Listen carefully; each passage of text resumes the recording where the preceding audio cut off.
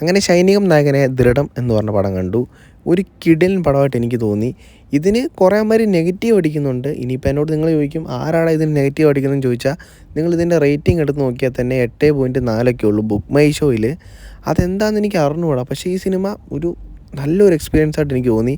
ഒരു ജിത്തു ജോസഫ് സിനിമകളൊക്കെ ഫോളോ ചെയ്യുന്ന ആൾക്കാർക്ക് ജിത്തു ജോസഫിൻ്റെ ലെവൽ മേക്കിങ്ങും ക്ലൈമാക്സിലെ ട്വിസ്റ്റും അതൊക്കെ ഫോളോ ചെയ്യുന്ന ആൾക്കാർക്ക് ഈ സിനിമ നല്ലൊരു ട്രീറ്റ് തന്നെ ആയിരിക്കും.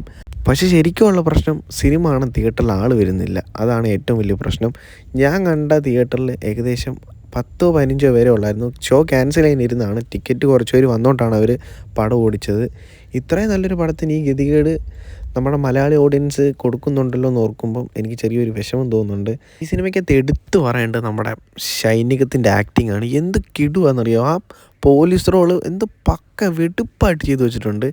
ഈ സിനിമയുടെ ക്ലൈമാക്സ് ആണ് ഇതിൻ്റെ ജീവൻ എന്ന് പറയുന്നത് തന്നെ. കണ്ടു നോക്ക് സിനിമ.